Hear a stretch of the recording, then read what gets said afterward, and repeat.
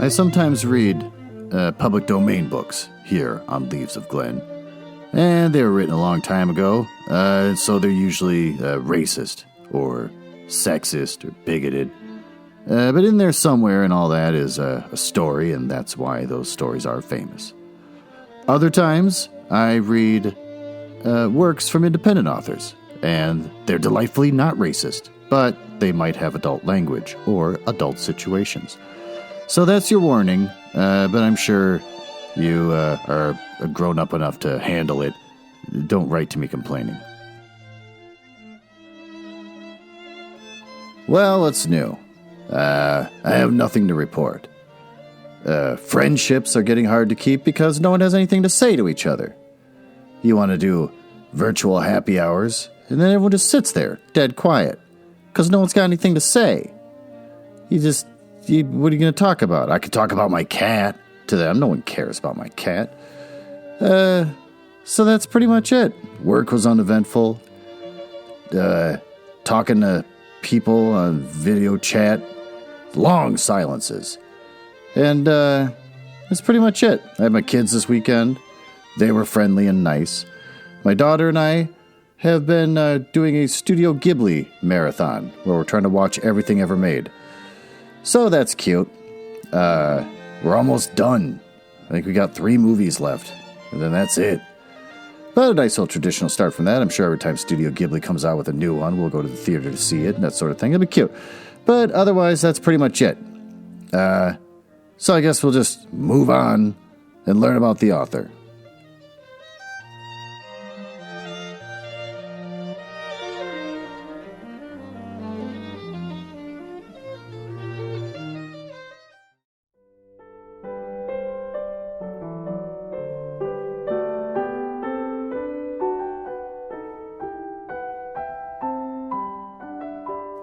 This week's book is going to be Hunted Down by Charles Dickens.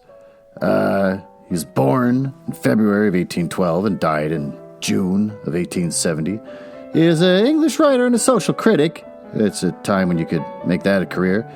He created some of the world's best-known fictional characters and is regarded by many as the greatest novelist of the Victorian era. His work enjoyed unprecedented popularity during his lifetime, and by the 20th century, critics and scholars had recognized him as a literary genius. His novels and short stories are still widely read today. He came to America at one point. Let's find out when that was. 1842, and spent most of his time complaining about things that are rightful to complain about, like the slavery he was witnessing there. But then, more than that, he complained about people black marketing his books and stealing his work. Apparently that was the majority of what he talked about there. Then, before he died, he went back to America again, and wasn't complaining as much. Civil War was happening. He just kind of stayed in Boston and then went to New York and traveled around. He's getting sicker, couldn't eat regular food, and talked about, I don't hate you guys so much. It's all right. Let's let bygones be bygones. You're going to steal my work? I can't stop you. So that's pretty much all there is to say about him. He wrote Christmas Carol. I think that was already said. A bunch of other ones. David Copperfield is a book of his I read. And he is a good writer, and he writes quirky and fun, whimsical characters. So let's dive into the story.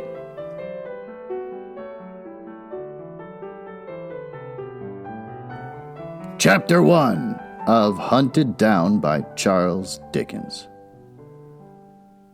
Most of us see some romances in life. In my capacity as chief manager of a life insurance office, I think I have within the last 30 years seen more romances than the generality of men. However uncompromising the opportunity may at first sight seem.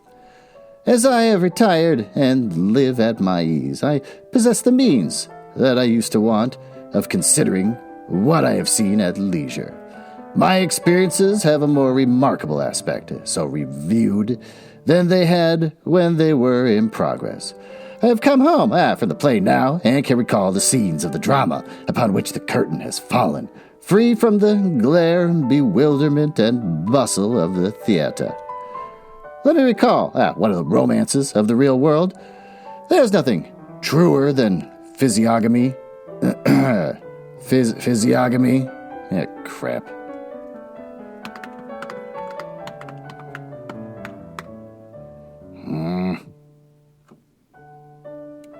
Physiognomy.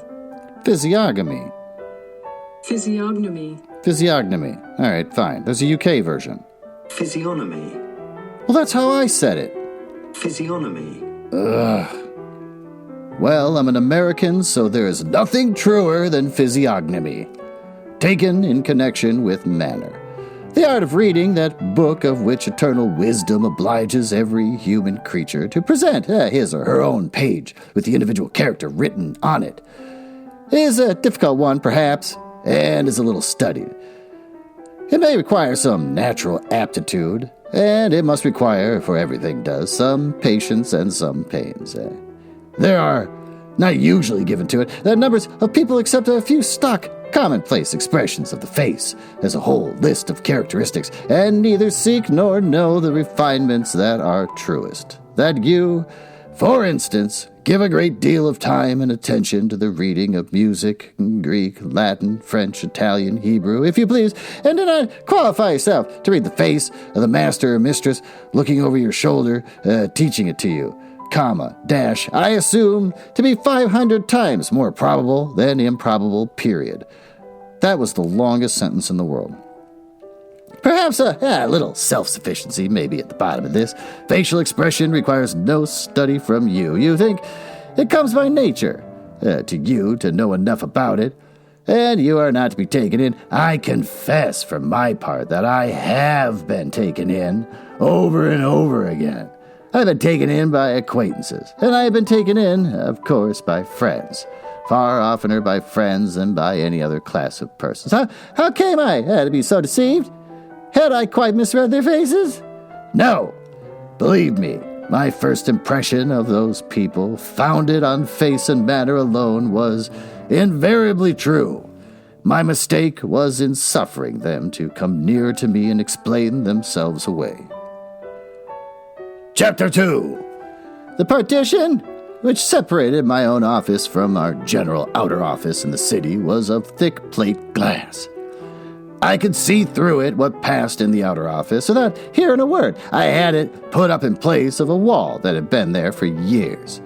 Ever since the house was built, it was no matter whether I did or did not make the change in order that I might derive my first impression of strangers who come to us on business from their faces alone, without being influenced by anything they said. Enough to mention that I turned my glass partition to that account, and that a life insurance office is at all times exposed to the practice beyond by the most crafty and cruel of the human race. It was through my glass partition that I first saw the gentleman whose story I am going to tell. He had come in without my observing it, and had put his hat and umbrella on the broad counter, and was bending over it to take some papers from one of the clerks. He was about 45 or so, dark, exceedingly well-dressed in black, being in mourning, and the hand he extended with a polite air had a particularly well-fitting black kid glove upon it. His hair, which was elaborately brushed and oiled, was parted straight up the middle. And he presented this parting to the clerk, exactly to my thinking, as if he had said, in so many words, "You must take me, if you please, my friend, just as I show myself. Come straight up here, follow the gravel path, keep off the grass, I allow no trespassing." I conceived a great aversion to that man the moment I thus saw him. He had asked some of our printed forms, and the clerk was giving them to him and explaining them. An obliging, agreeable smile was on his face, and his eyes met those of the clerk with a sprightly look. I have known a vast quantity of nonsense talked about, bad men not looking you in the face. Don't trust that conventional idea. Dishonesty will stare honesty out of countenance. Any day of the week, if there's anything to be got by it. I saw in the corner of his eyelash that he became aware of my looking at him. Immediately he turned the parting in his hair toward the glass partition, as if he said to me, with a sweet smile, "Straight up here, if you please, off the grass." In a few moments, he had put on his hat and taken up his umbrella, and he was gone. I beckoned the clerk into my room and asked, "Who is that?" He had the gentleman's card in his hand, Mr. Julius Slinkton, Middle Temple. Barrister, Mr. Adams? I think not, sir. I should have thought him a clergyman, but for his having no reverend here, said I. Probably from his appearance, Mr. Adams replied. He is reading for orders. I should mention that he wore a dainty white cravat and dainty linen altogether. Ooh. What do you want, Mr. Adams? Merely a form of proposal, sir, and a form of reference. Recommend here, did he say? Yes, he said he was recommended here by a friend of yours. He noticed you, but he said that he had not the pleasure of your personal acquaintance, and he would not trouble you. Did he know my name? Oh, yes, sir, he said. There is Mr. Sampson, I see. Well-spoken gentleman, apparently. Oh, remarkably so, sir. Insinuating manners, apparently. Very much so, indeed, sir. Ah, I said. I want nothing at present, Mr. Adams. Within a fortnight of that day, I went to dine with a friend of mine, a merchant, a man of taste, who buys pictures and books. And the first man I saw among the company was Mr. Julius Slinkton. There he was, standing before the fire with good large eyes and an open expression of the face, but still, I thought, requiring everyone to come at him by the prepared way he offered, and by no other. I noticed him ask my friend to introduce him to Mr. Sampson, and my friend did so. Mr. Slinkton was very happy to see me, not too happy. There was no overdoing of the matter, happy in a thoroughly well-bred, perfectly unmeaning way. I thought you had met, our host observed. No, said Mr. Slinkton. I did look at Mr. Sampson's office on your recommendation, but I really did not feel justified in troubling Mr. Sampson himself out of point of the everyday routine of an ordinary clerk. I said I should have been glad to show him any attention our friend's introduction. Oh, I'm sure of that, he said. And I'm much obliged. At any other time, perhaps, I may be less delicate. Only, however, if I have real business, for I know, Mr. Sampson, how precious business time is. And what a vast number of impertinent people there are in the world. I acknowledge his consideration with a slight bow. You were thinking, said I, of effecting a policy on your life. Oh, dear, no. I'm afraid I'm not so prudent as you paid me the compliment to suppose me to be. Mr. Sampson, I merely inquired for a friend. But you know what friends are in such matters, and nothing may come of it. I have the greatest reluctance to trouble men of business with inquiries for friends, knowing the probabilities to be 1,000 to 1 that the friends will ever follow them up. People are so fickle, so selfish, and so inconsiderate. Don't you, in your business, find them so every day, Mr. Sampson? I was going to give him a qualified answer, but he turned his smooth, white parting on me with its straight up here, if you please, and I answered, yes. I hear, Mr. Sampson, he resumed presently, for our friend had a new cook, and dinner was not so punctual as usual, that your profession has recently suffered a great loss. In money, said I.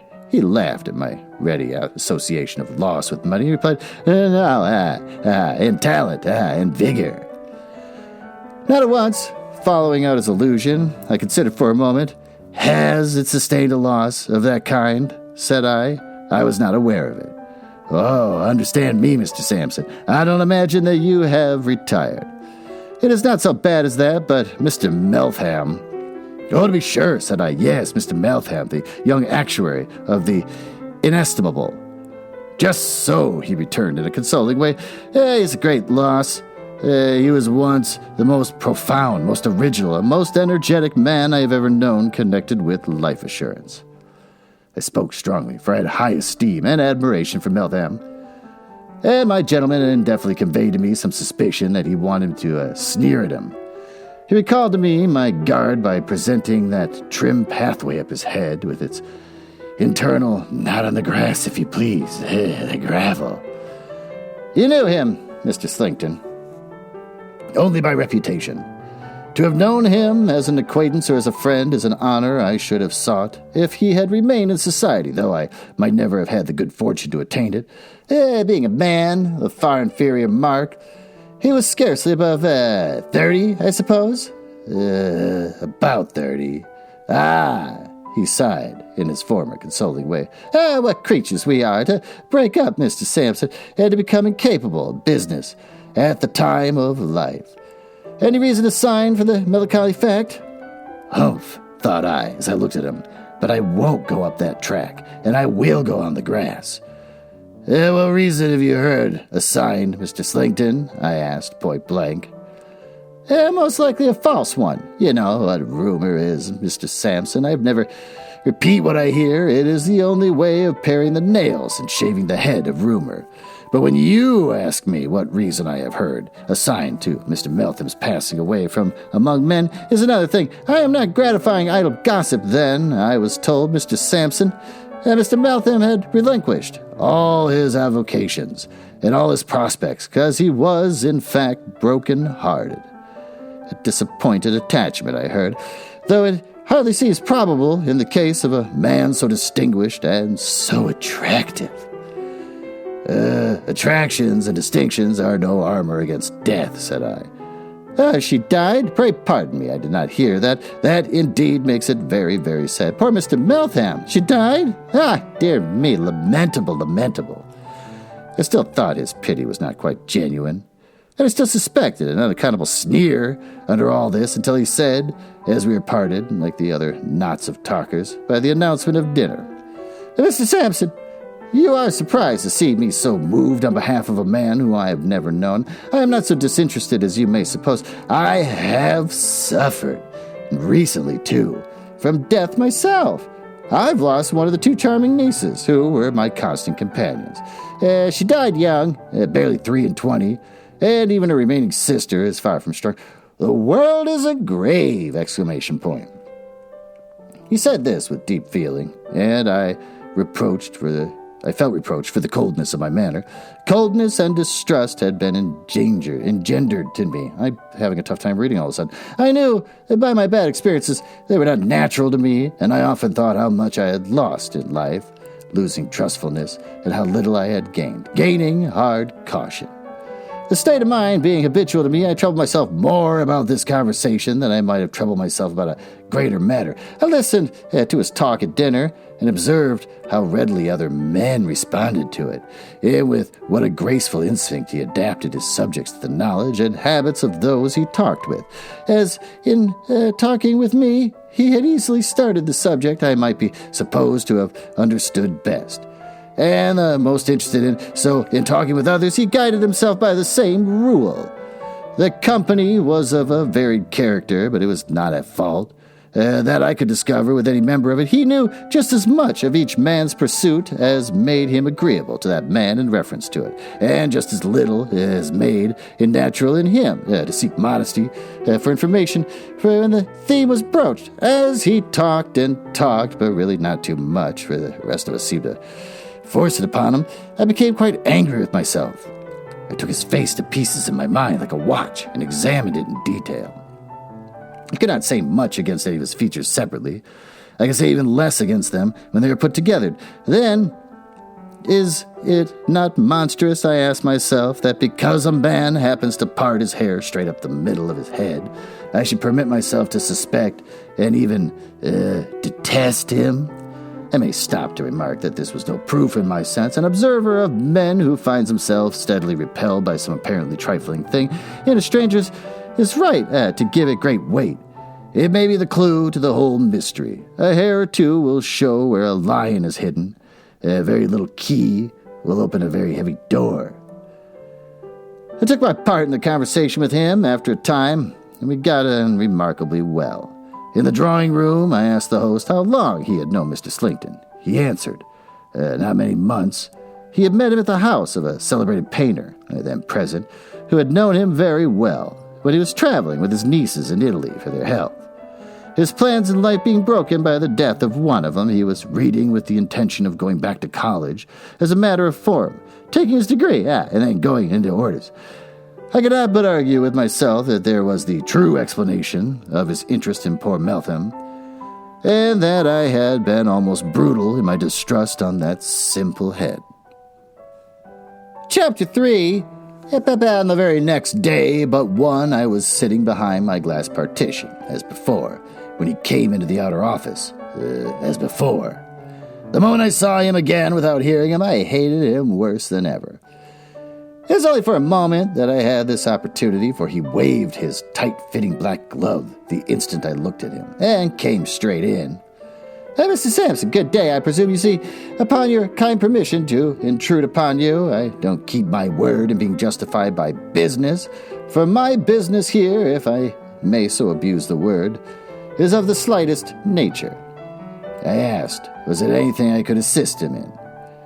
I thank you, no. I merely called to inquire outside whether my dilatory friend had been so false to himself as to be practical and sensible. But of course, he has done nothing. I gave him your papers with my own hand, and he was hot upon the intention. But of course, he has done nothing. Apart from the general human disinclination to do anything that ought to be done, I dare say there's especially about assuring one's life. You find it like will-making. People are so superstitious and take it for granted that they will die soon afterwards. Up here, if you please, straight up here, Mr. Sampson. Neither to the right nor to the left. I almost fancied I could hear him breathe the words as he sat smiling at me, with that intolerable parting exactly opposite the bridge of my nose. There is such a feeling sometimes, no doubt, I replied, but I don't think it obtains to any great extent. Well, said he, with a shrug and a smile, I wish some good angel would influence my friend in the right direction. I rashly promised his mother and sister and Norfolk to see it done, and he promised them he would do it, but I suppose he never will. He spoke for a minute or two on different topics, and went away. I'd scarcely unlocked the drawers of my writing table the next morning when he reappeared. I noticed that he came straight to the door in the glass partition and did not pause a single moment outside. Can you spare me 2 minutes, my dear Mr. Sampsons? By all means. Much obliged, laying his hat and umbrella on the table. I came early, not to interrupt you. The fact is, I am taken by surprise in reference to his proposal my friend has made. Has he made one? Said I. Yes, he answered, deliberately looking at me, and then a bright idea seemed to strike him. Or he only tells me he has. Perhaps that may be a new way of evading the matter. By Jupiter, I never thought of that. Mr. Adams was opening the morning's letters in the outer office. What is the name, Mr. Slinkton? I asked. Beckwith. I looked out at the door and requested Mr. Adams. If there's a proposal in that name, to bring it in. He had already laid it out of his hand on the counter. It was easily selected from the rest, and he gave it to me. Alfred Beckwith, proposal to effect a policy with us for £2,000, drafted yesterday. From the Middle Temple, I see, Mr. Slinkton. Yes, he lives on the same staircase with me. His door is opposite. I never thought he would make his reference, though. It seems natural enough that he would. Quite so, Mr. Sampson, but I never thought of it. Let me see. He took the printed paper from his pocket. How am I to answer all these questions?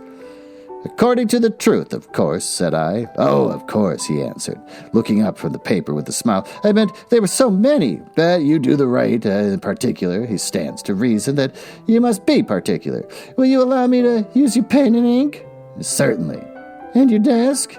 Certainly. He had been hovering about between his hat and his umbrella for a place to write on, and now he sat down in my chair at my blotting paper and inkstand, with a long walk up his head and accurate perspective before me as I stood with my back to the fire. Before answering each question, he ran over it aloud and discussed it. How long had he known Mr. Alfred Beckwith?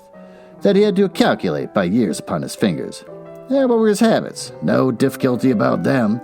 Temperate in the last degree, and took a little too much exercise, if anything. All the answers were satisfactory.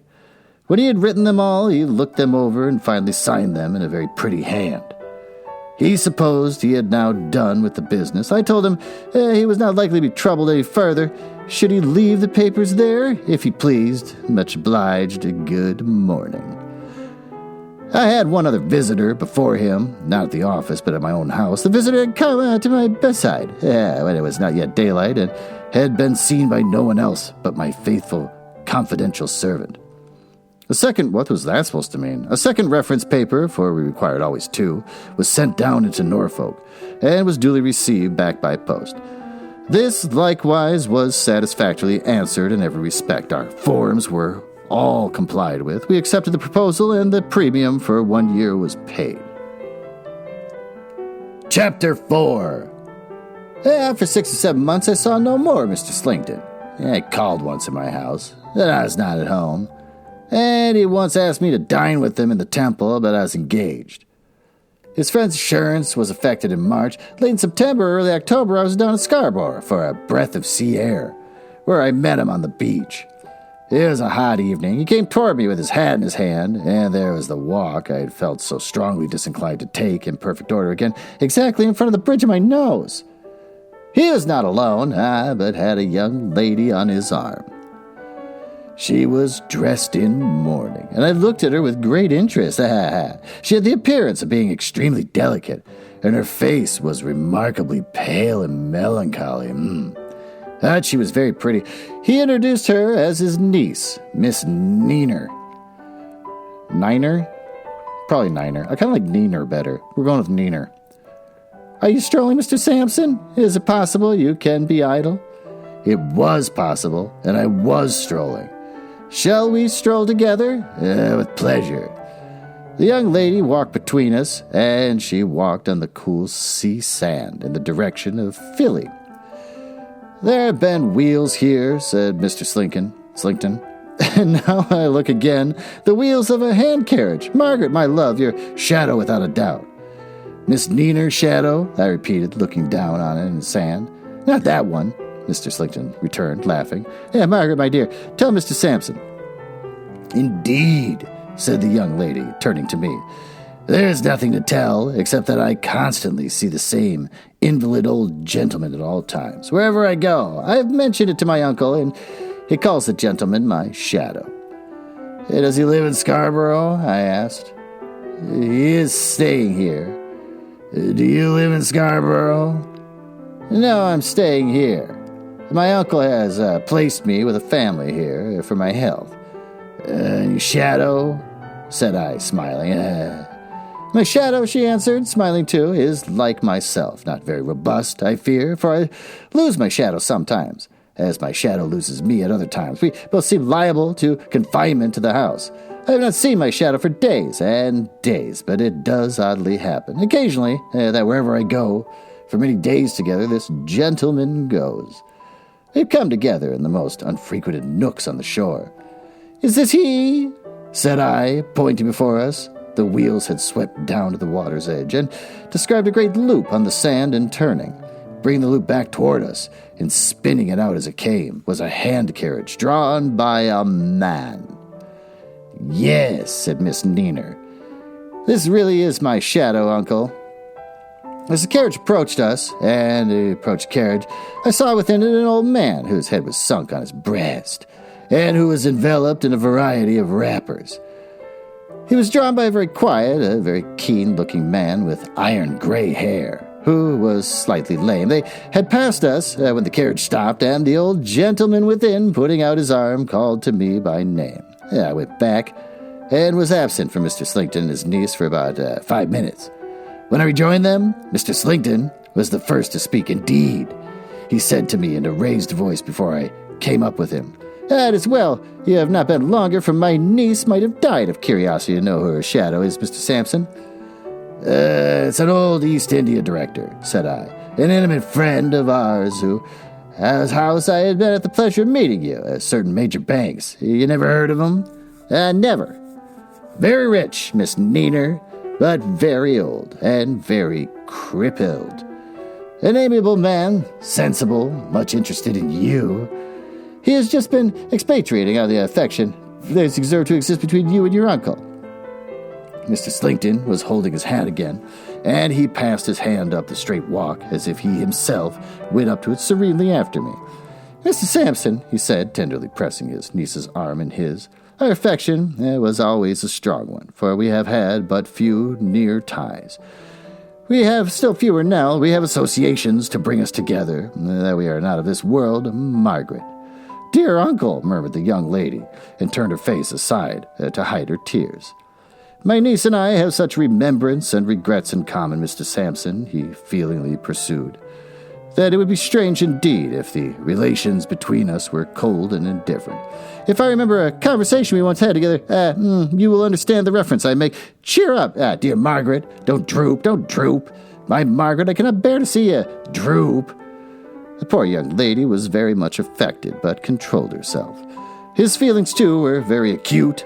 In a word, he found himself under such great need of a restorative that he presently went away to take a bath of seawater, leaving the young lady and me sitting by a point of rock, and probably presuming, you will say, as a pardonable indulgence and a luxury, that she would praise him with all her heart.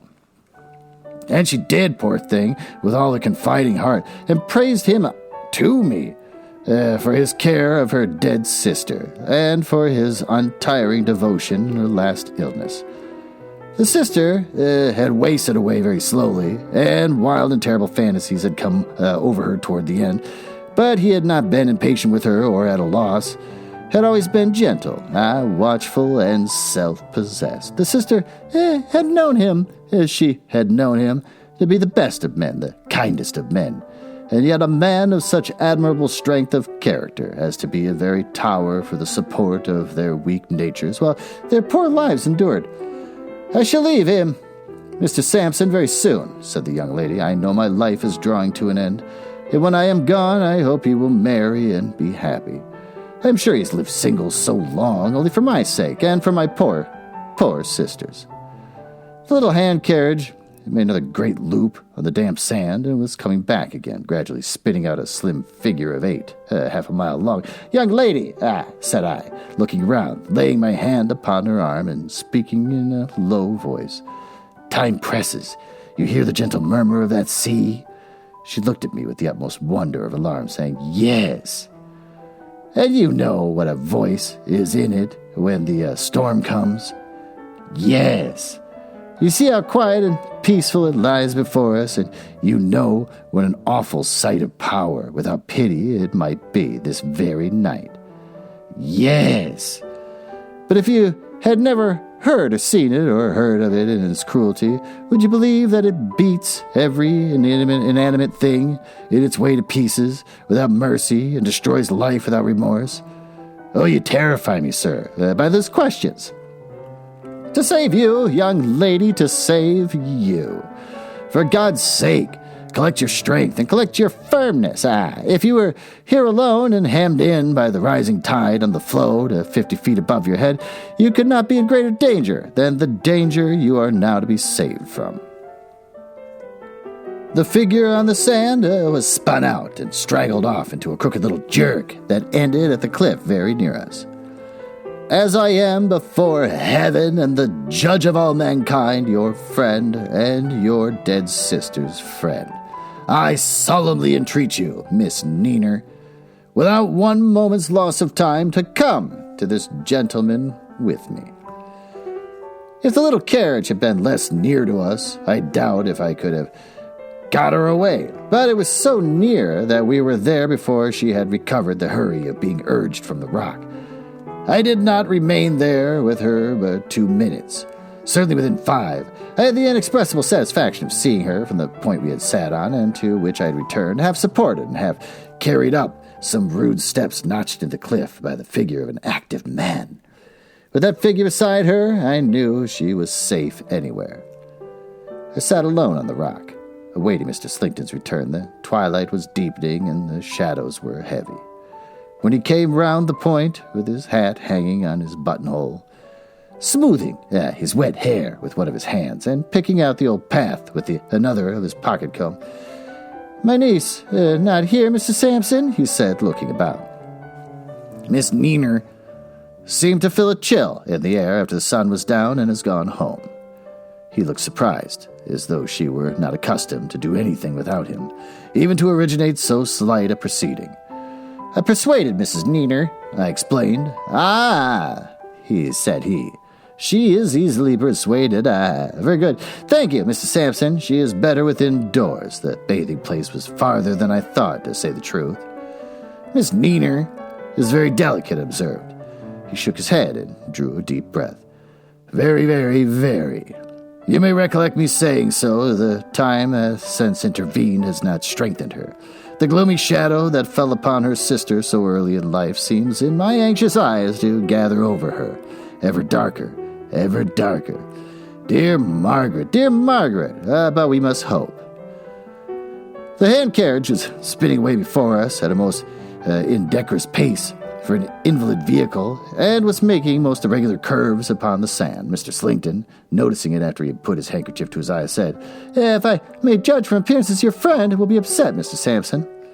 Looks probably, certainly, said I. The servant must be drunk. Servants of old gentlemen will get drunk sometimes, said I. The Major draws very light, Mr. Sampson. The Major does draw light, said I. By this time, the carriage, much to my relief, was lost in the darkness. We walked on a little, side by side over the sand, in silence. After a short while, he said, in a voice still affected by the emotion that his niece's state of health had awakened in him, Do you stay here long, Mr. Sampson? No, I know. I'm going away tonight. So soon? But business always holds you in request. Men like Mr. Sampson are too important to others to be spared to their own need of relaxation and enjoyment.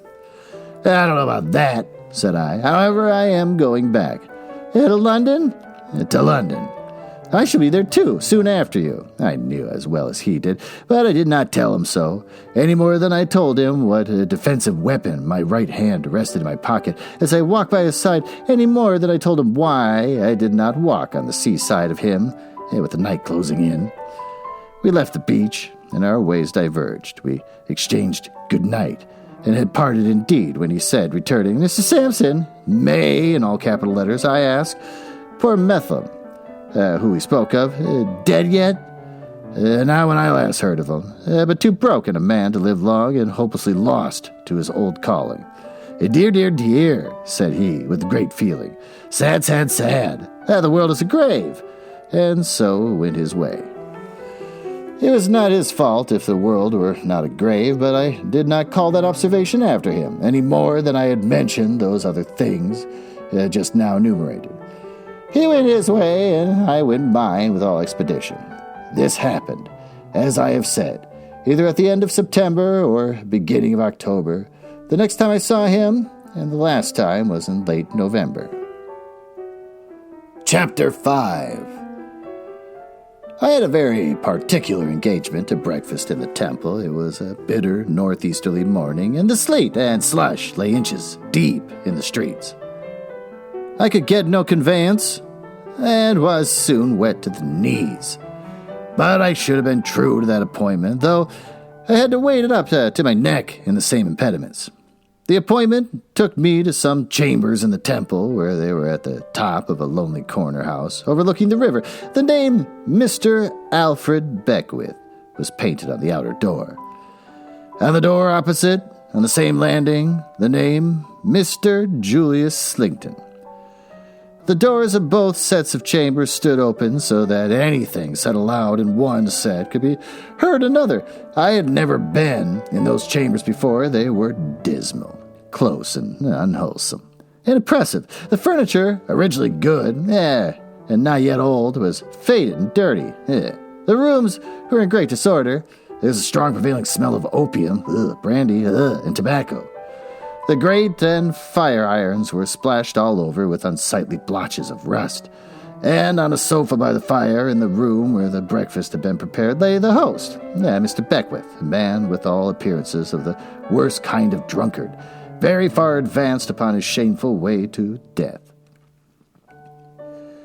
Slinkton is not come yet, said his creature, staggering up when I went in. I'll call him.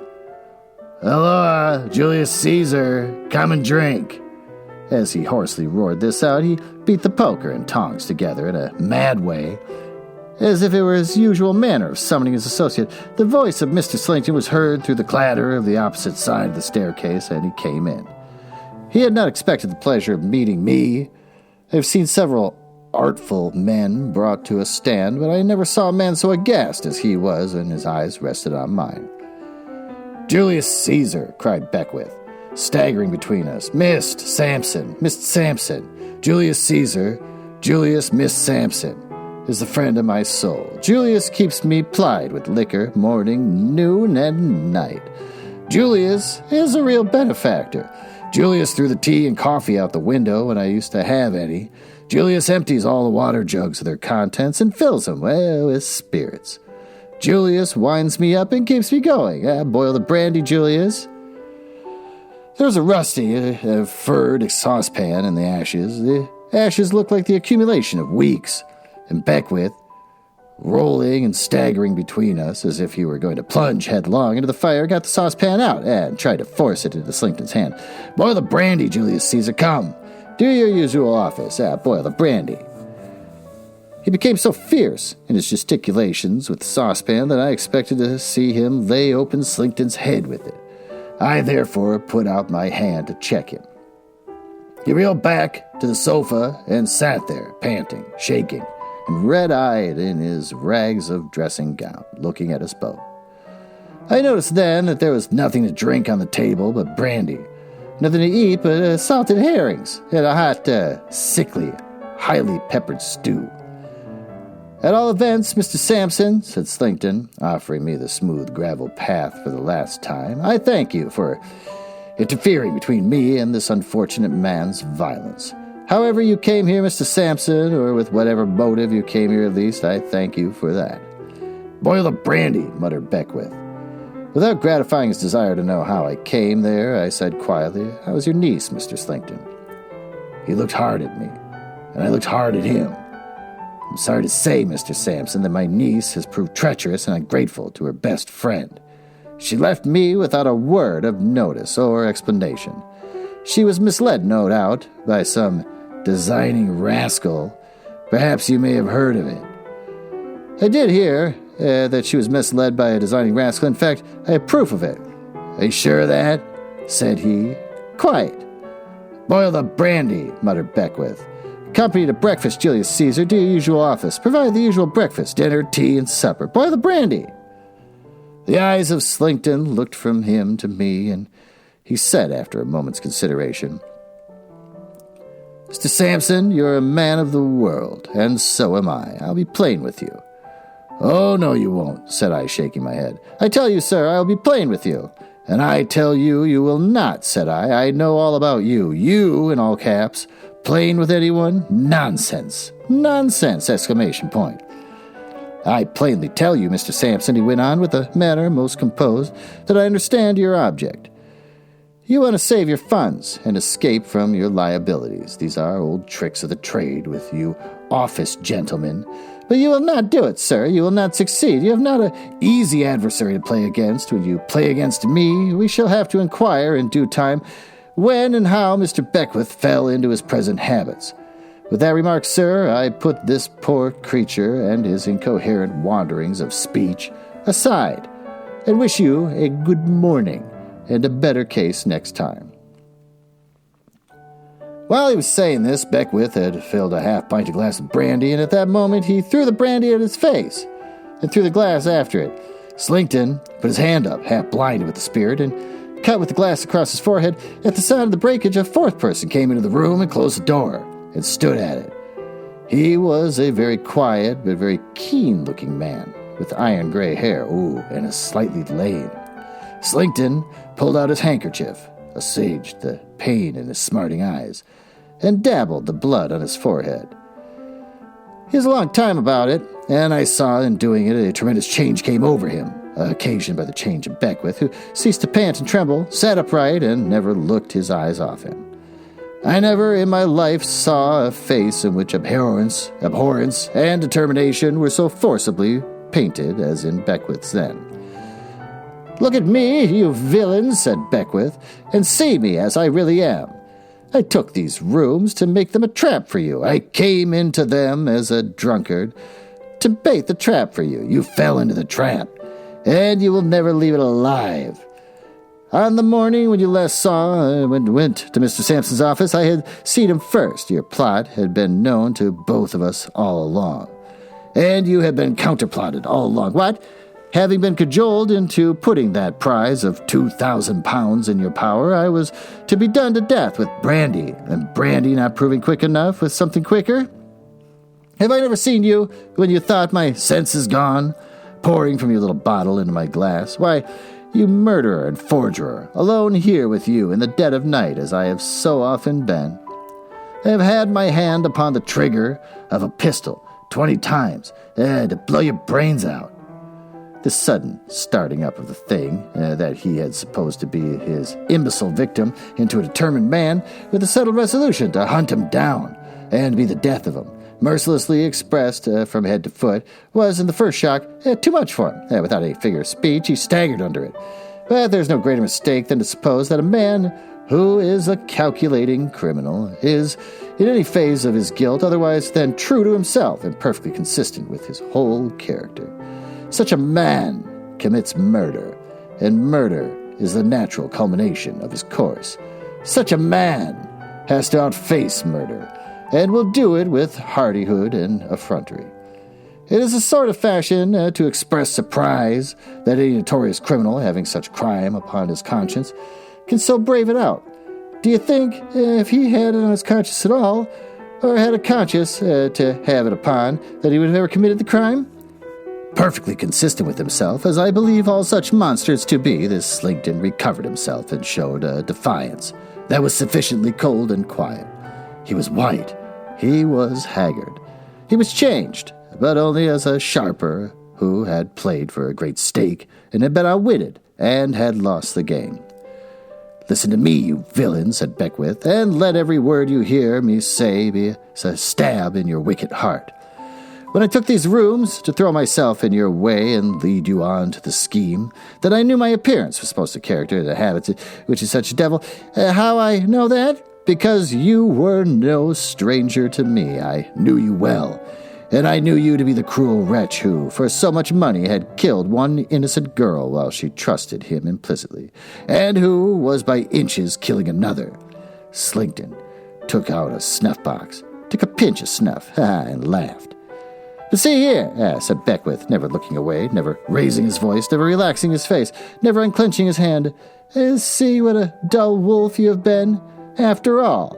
The infatuated drunkard who never drank a fifth part of the liquor you plied him with, but poured it away here and there, everywhere, almost before your eyes, who brought over the fellow you set to watch him and to ply him, by outbidding you in his bribe before he had been at his work 3 days.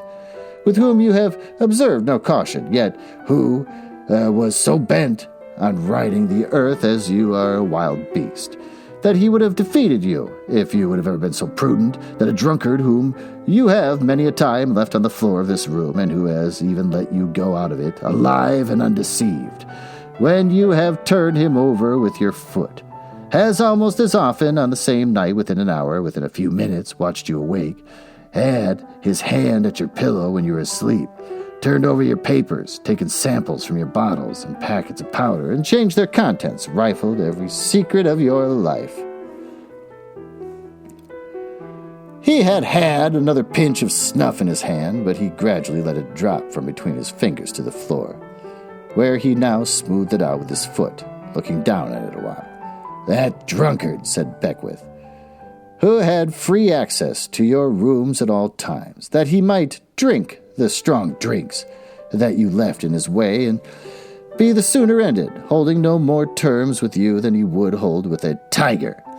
He had his master key for all your locks, his test for all your poisons, his clue for your cipher writing, and he could tell you, as well as you could tell him, how long it took to complete that deed.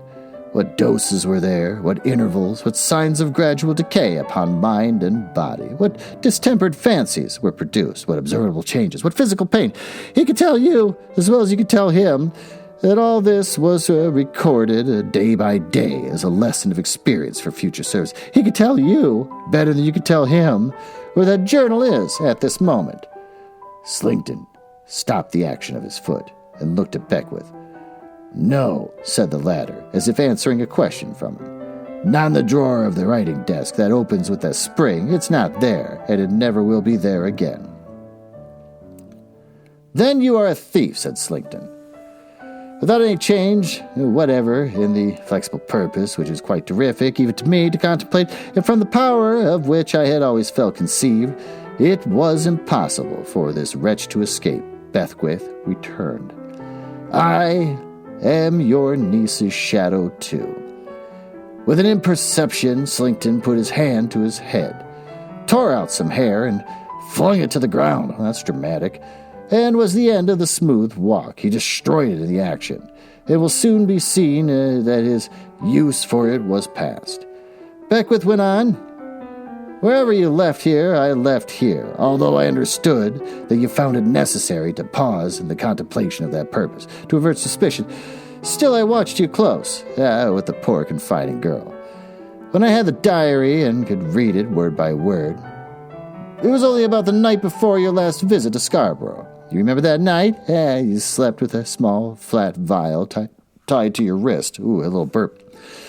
I sent to Mr. Sampson, who was kept out of view. This is Mr. Sampson's trusty servant standing by the door.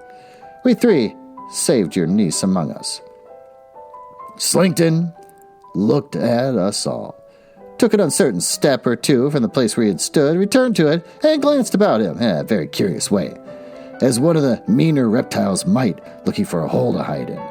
I noticed at the same time that a singular change took place in the figure of the man, as if it collapsed within his clothes, and they consequently became ill-sharpened and ill-fitting.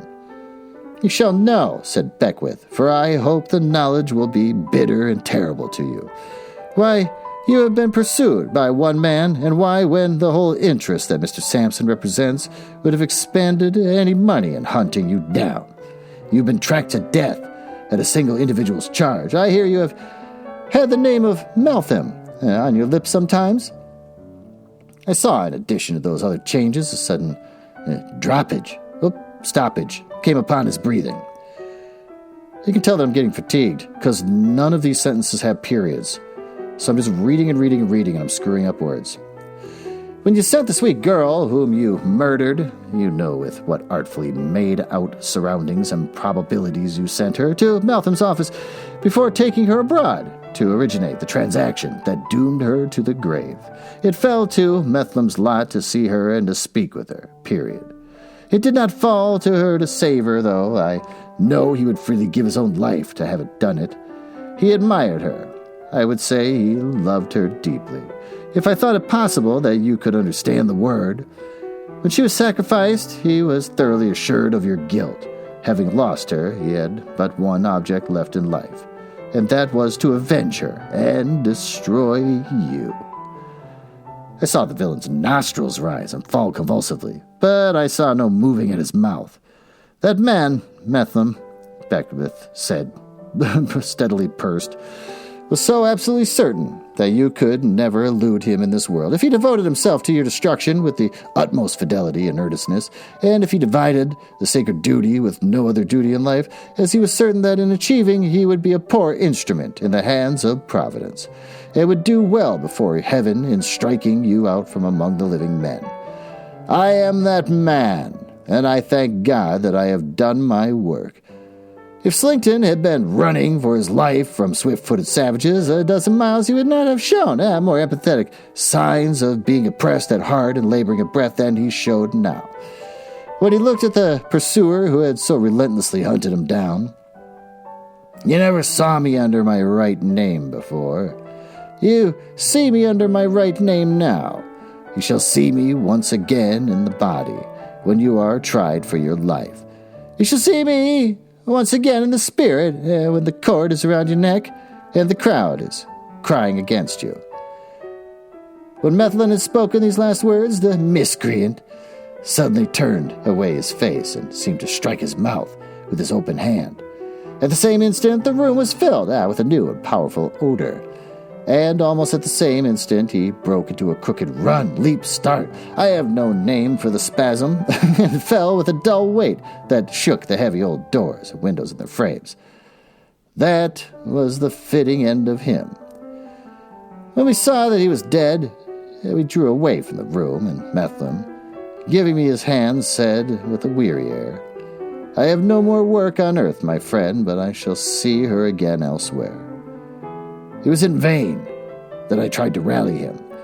He might have saved her, he said.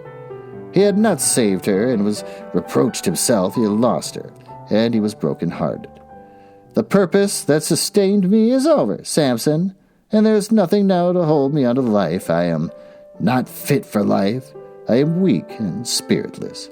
I have no hope and no object. My day is done. In truth, I could hardly have believed that the broken man who then spoke to me was the man who had so strongly and definitely impressed me with his purpose that was before him.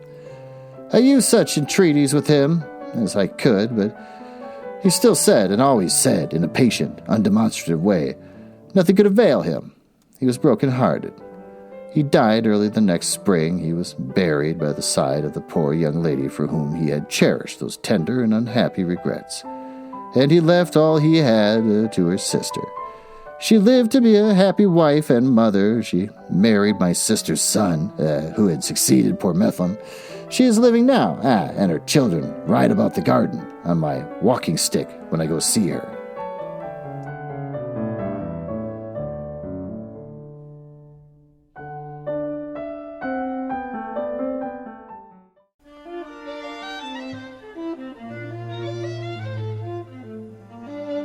Well, what have we learned?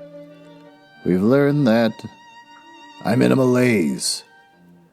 And I have no one to blame for this malaise except for a virus that I can't talk to directly. But if I could, I would create a completely intricate and complicated plan to finally confront it about what it's doing and hopefully make it commit suicide by trying to escape. I got nothing else. That's it. I hope everyone's doing good and they're all safe. And hopefully everyone you know is safe and healthy. Thanks for listening.